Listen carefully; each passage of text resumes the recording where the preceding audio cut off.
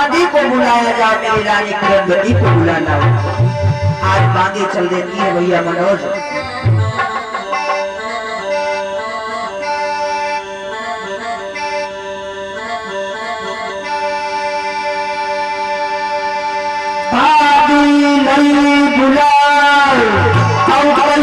समझाई चली गुजारी और बांदी चली जाओ। आओ मेरी रनिया को बुलाए के तो फौरन जल्दी चली जाओ, चली जाओ।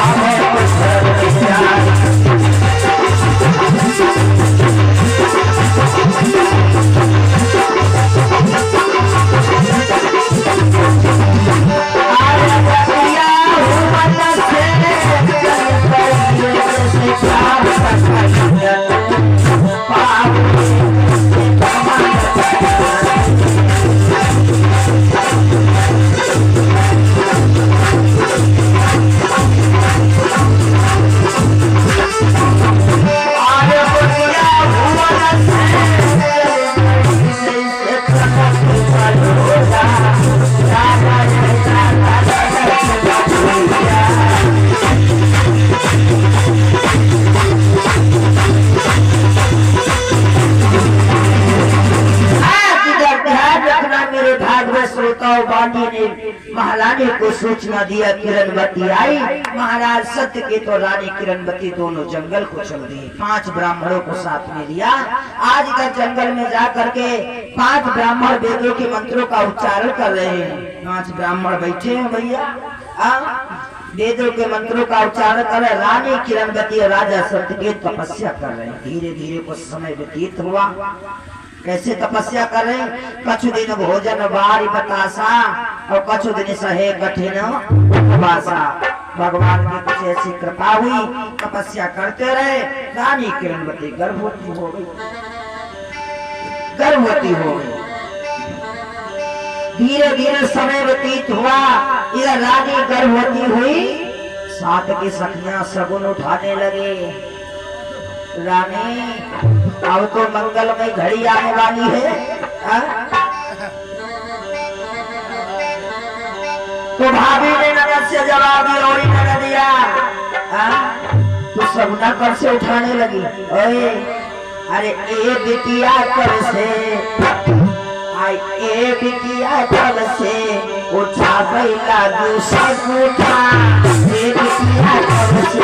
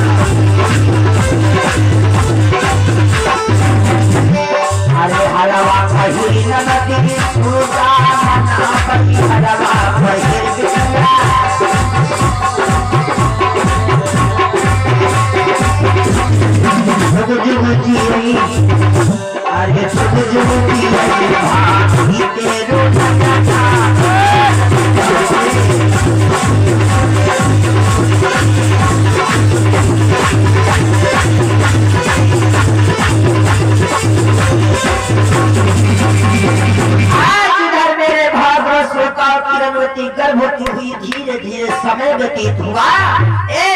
रानी किरणवती के गर्भ से बेटा तो नहीं, लेकिन एक बिटिया का जन्म हुआ। एक बिटिया का, जिस समय बिटिया का जन्म हुआ, ब्राह्मण लोगों ने विचार किया बिटिया का जन्म हुआ है। राजा ने जवाब दिया मेरी बेटी का नाम रख दो। ब्राह्मणों ने विचार किया अब इसका नाम क्या रखा जाए। ब्राह्मणों ने मन में विचार किया ये बिटिया जो है वेदों के मंत्रों के द्वारा पैदा हुई है, तो इसका नाम वेदवती रखो। अरे वेद सुनती भई सुल्तान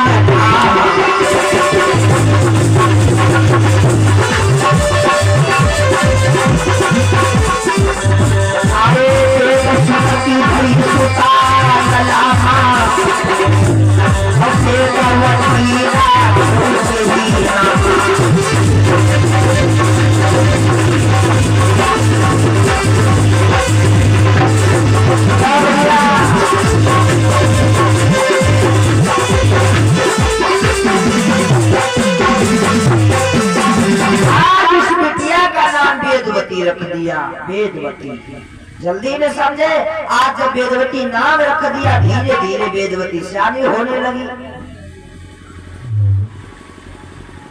जिस समय बिटिया सयानी हुई, कुछ दिन में जब भई सयानी अंगन छिटकर, आज तक जिस समय वेदवती सयानी हुई है, महाराज सत्यव्रत को कोई चिंता नहीं।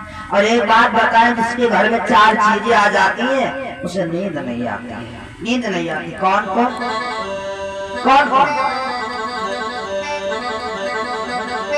जिस घर में सर्प निवास करे, छप्पर से टपकता पानी हो।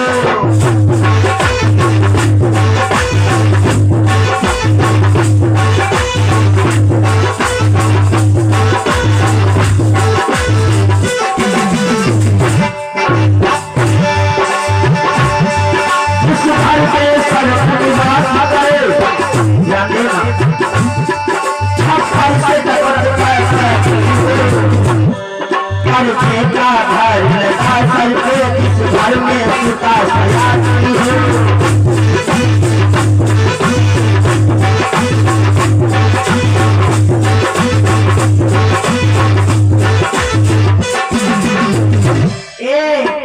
जिसके घर में 4 चीजें आ जाती उसे नींद आया दादा। जिस घर में सर्प निवास करे, इसी बीच में 20-20 मुद्राएं जो हमारे परिचित दादा की तरफ से हमें पुरस्कार में, हमारे सभी साथियों को पुरस्कार में मिल रहे हैं। आशीर्वाद की कामना है। बोलो गोविंद भगवान की। जिसके घर में 4 चीजें आ जाती हैं उसे नींद नहीं आती। जिस घर में सर्प निवास करे, दादा रात समय हो तुम जागत हो और रात में तुम्हारे घर में करिया सांप घुस जाए तो क्या नींद आई है? रात नहीं। मनोज भैया नींद आई है? मक्का आई जी। रात में अगर सर्प घुस जाए तो नींद नहीं आएगी। जिस घर में सर्प निवास करे, कहूँ रिश्तेदारी चले जाओ, चौमास महीना हो, ऐसे छप्पर के नीचे तुम्हारी खटिया डाल देगा, जी के नीचे नखत दिखा दे और रात में बरसे भैया पानी तो कर रात ही कट जाई नहीं कटी। सारी रात खटिया नीचे ताने में चली गई। और कर्जे का भार लगा सर पे, जही के ऊपर 3-4 लाख सरकारी कर्जा हो, उनसे पूछोगे क्या भला रात में सो? अगर दरवाजे पर कोई गाड़ी निकल पड़े, हारन लगा दे तो जन उत्तर प्रदेश सरकार आएगी, जलवाड़ पानी है। और चौथे नंबर पे जिसके घर में बिटिया सियानी, उसे भी नींद नहीं आती है। महाराज सत्यकेत कोई चिंता नहीं है। उनका प्रतिदिन का नियम है, सुबह निकल जाते घोड़े पे सवार होकर के शिकार करने के लिए, शाम को आते हैं। एक दिन का जिक्र है, रानी किरणवती दोनों हाथ जोड़ करके बोली स्वामी अपनी बिटिया सियानी हो गई है, कोई अच्छा सा राजकुमार ढूंढ करके उसकी शादी कर दो। महाराज सत्यकेतु ने नहीं सुना। दूसरा दिन फिर हुआ, फिर रानी रास्ता रोक लिया, जवाब दिया स्वामी आज मैं तुम्हें जाने नहीं दूंगी। मैं तुमसे बार बार कहती हूँ बेटी सियानी हो गई है। जिस समय ऐसा सुना महाराज सत्यकेतु ने खींच करके रानी के एक चाटा दे दिया। नालायक, मुझे नहीं मालूम है। जिस समय रानी किरणवती के खींच करके चाटा मारा, वेदवती देख रही थी। वेदवती आ गई, जवाब दिया पिताजी तुमने मेरी माँ को क्यों मारा? जवाब दिया ए लड़की, जब बड़े लोग बातें करते हो तो छोटे लोगों को बीच में बोलना नहीं चाहिए। जवाब दिया पिताजी ना, तुमने मेरी मैया को मेरे लिए मारा है ना। अगर आज को मैं पैदा ना हुई होती तो शायद तुम मेरी माँ को नहीं मारते। पिताजी मेरी शादी के लिए लड़ रहे हो, लेकिन सुनो मेरी बात, मैं तुमसे वादा कर रहा हूँ, मेरी शादी के लिए लड़ रहे हो, मैं अपनी शादी ही नहीं करूंगा, शादी नहीं करूंगा। पिताजी अरे मैं अपना विवाह नहीं करूंगा।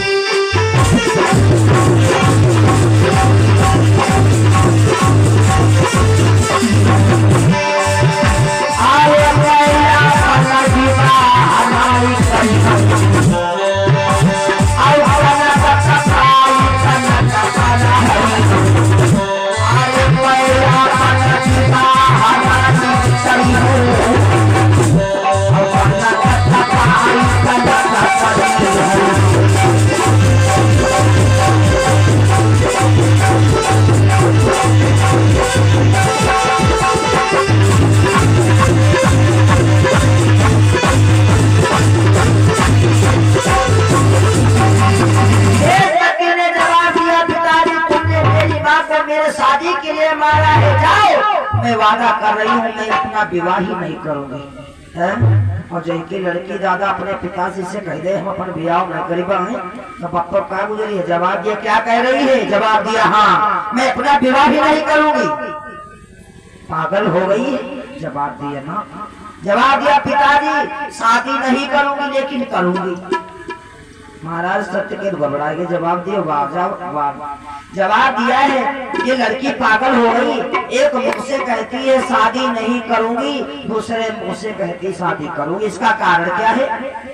जवाब दिया स्वामी पिताजी अगर मैं शादी करूंगी तो किसी इंसान के साथ में नहीं।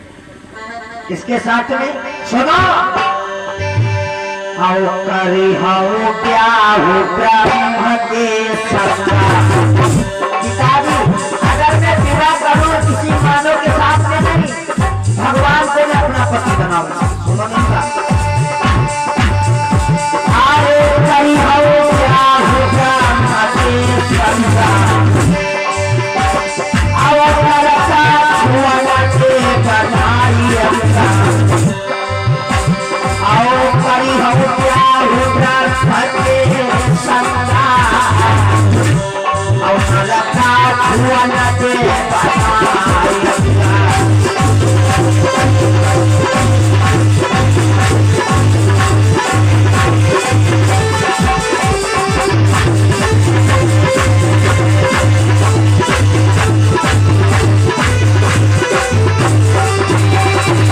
जवाब दिया पिताजी विवाह नहीं करूंगी, अगर करूंगी तो भगवान के साथ में। श्री सुखदेव जी कथा सुनाए रहे महाराज परीक्षित को। परीक्षित ने जवाब दिया गुरुदेव ये वेदवती ऐसा क्यों कह रही है कि मैं विवाह करूंगी तो भगवान के साथ में। श्री सुखदेव जी समझा करके बोले सुनो राजन, ये जो वेदवती है ये वेदवती पूर्व जन्म में कौन थी? तीसरे कल्प में कथा पहुंच गई। ये जो वेदवती थी ये पूर्व जन्म में महाराज कुशध्वज की बिटिया थी और बृहस्पति की पोती थी। कोई कोई अपनी बिटिया बहुत मानत, कोई कोई अपनी बिटिया बहुत मानत, कोई हो भैया अगर एक लड़की हो या लड़का है तो बहुत मानत मानो, मगर इतना न मानो। विनय जी ने भागवत में भी लिखा है क्या?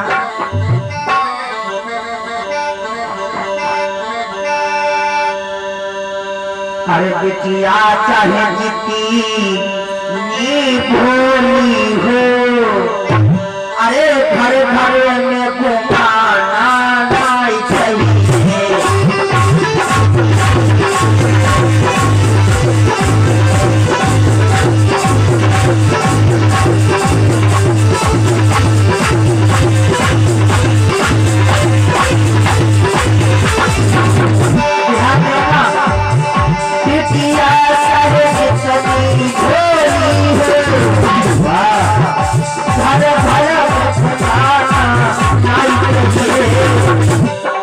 अरे पत्नी चाहे जितनी प्यारी हो, हर बात बताना चाहिए।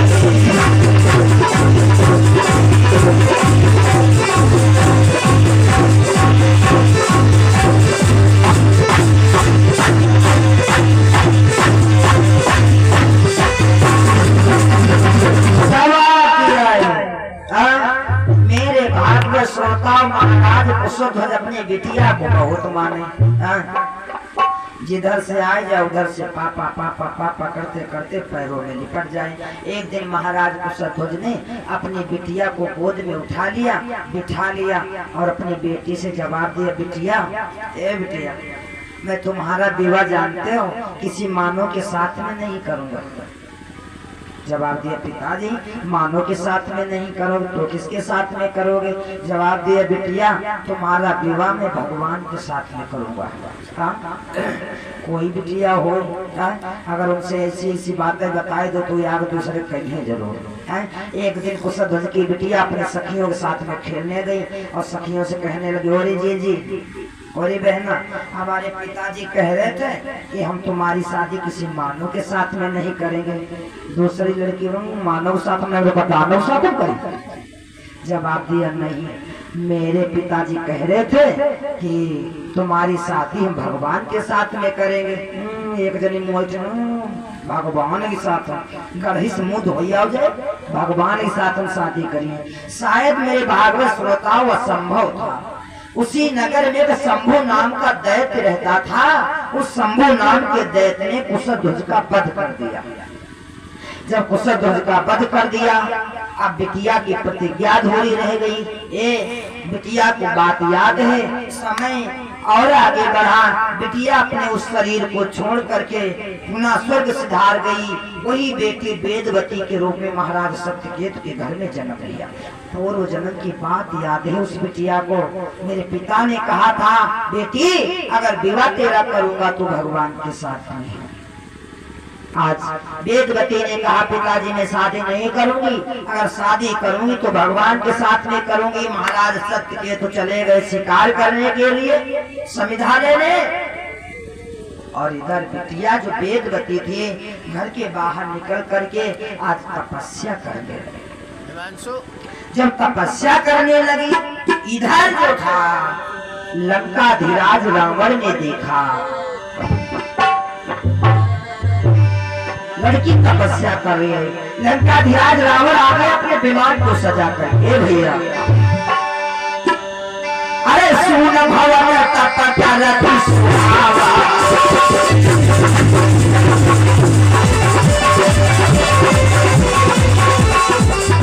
अरे सुन भवन तपकरति सुहावा, अब नई विमान रावण सहारा।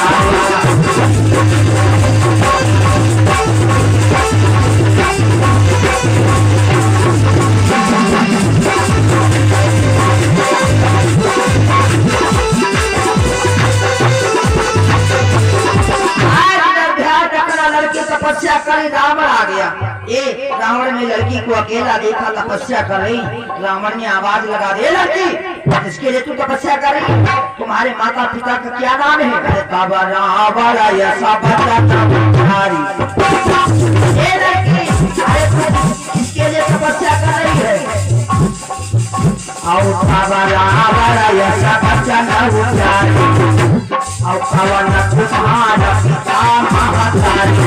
बिटिया ने कोई उत्तर नहीं दिया।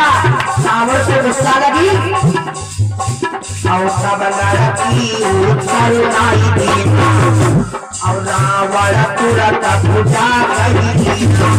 जिसने लड़की का हाथ पकड़ा, आज लड़की रोने लगी, आवाज लगा दिया, बच्चा आए सब बिटिया उत्तर नहीं देता।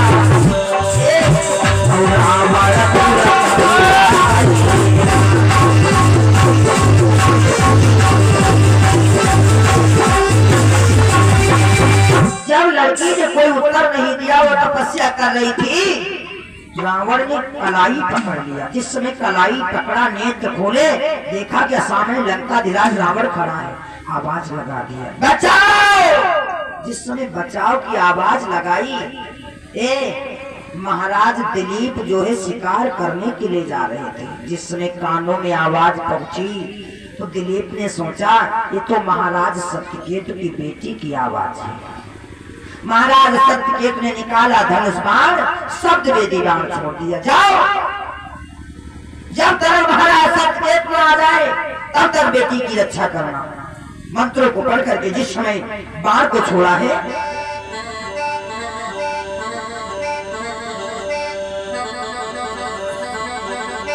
अरे कभी अभी मंत्र का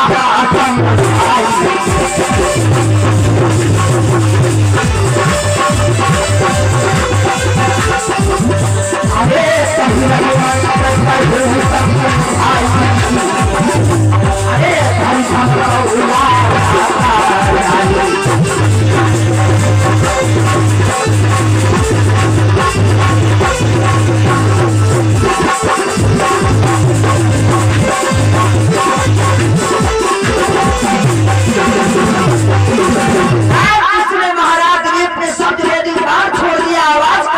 जा रहा है। जिस समय आवाज को सुना लंकाधिराज रावण ने डर गया। छोड़ो मान सक गहराना, रावण सुनती अचंभा। तब के राजा लोग कैसे थे जो आवाज सुनकर के पहचान जाते थे ये महाराज सत्यकेतु की बेटी है या फलाने की बेटी। अरे राजा ही नहीं, जिस समय सीता का हरण हुआ लंकाधिराज रावण लिए जा रहा था, रोने की आवाज जटायु गीधराज के कानों में पहुंची। तो सीता की आवाज सुन करके जटायु गीधराज समझ गया था कि ये तो सीता की आवाज है। ये कैसे हमारे भारत देश में ऐसे ऐसे पंछी हुए। आजकल अगर किसी बहन बेटी की इज्जत लूटी जा रही हो, लोग अगर देख भी लेंगे तो कहेंगे चलो यार अपने से क्या मतलब। लेकिन वो कैसा जटायु गीधराज था जो लंकाधिराज रावण लिए जा रहा था, लंकाधिराज रावण को रोक लिया। आकाश में लोटते खिसिया, अरे उनया किन से नाई पाप समझे। अरे रावण की धमे का क्षमता भी, अरे चोचन पंखन से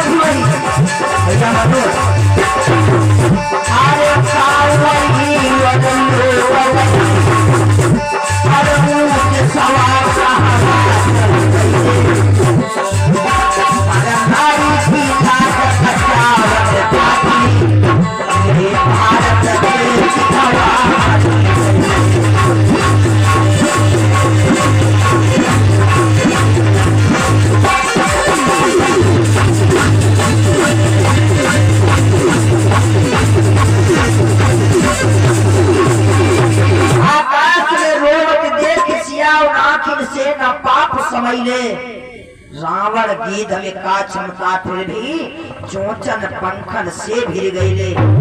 गाँव वही और लोग वही पर वो देशवा कहवा चले गईले। अरे पर नारी की लाज बचावन खातिर ये भारत के गिधवा मर गईले। अब आज कल गिद्ध हमारे देखा रे दादा कहाँ चले गए, जानते हो ये गिद्ध क्यों चले गए?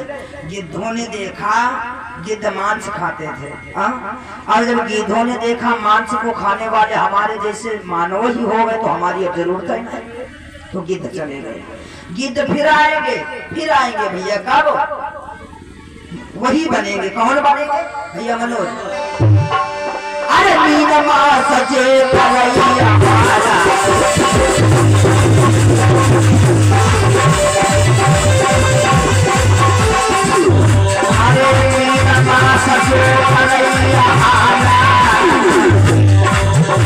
अरे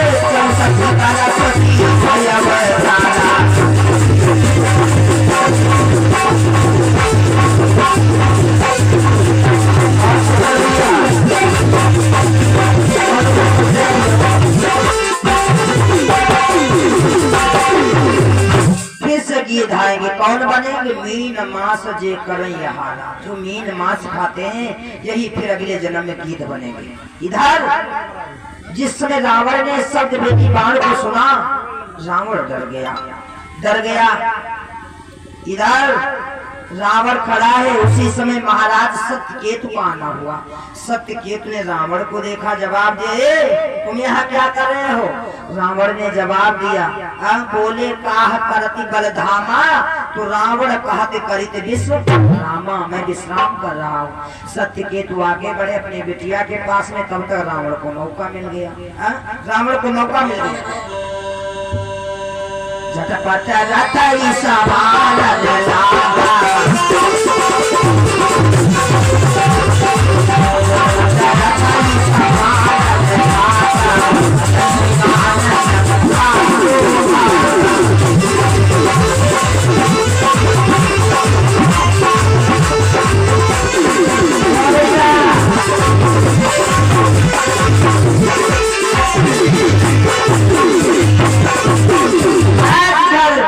रावण को मौका मिला, झटपट रथ समार न लागा, लय विमान लंका को भागा। सत्यकेतु ने देखा बिटिया रोई रही, जवाब दिया, वेदवती जवाब दिया, पिताजी मेरा शरीर अपवित्र हो गया है। मैंने वादा किया था अगर शादी करूंगी तो ब्रह्म के साथ में करूंगी, भगवान के साथ में करूंगी, लेकिन रावण ने मेरे शरीर को छू लिया, मैं जिंदा नहीं रहूंगी। पिताजी जो आप जंगल से समिधा लेकर के आए, ये हमें दे दो।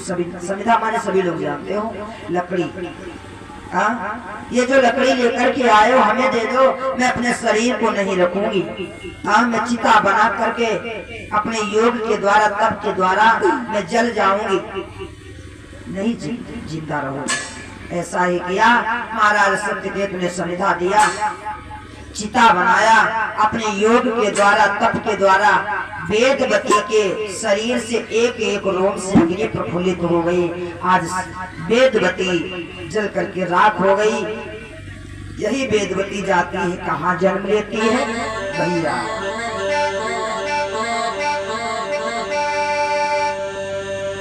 चितारा चाई चितारा चाई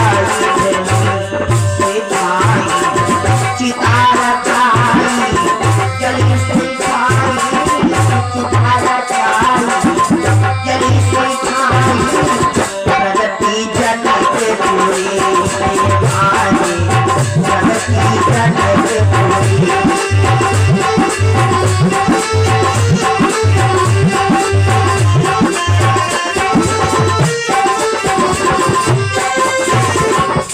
आज वही वेदवती चिता को रचा करके अपने शरीर को छोड़ करके आगे कहाँ जा करके जन्म लेती है? जनकपुर में महाराज जनक के वहाँ।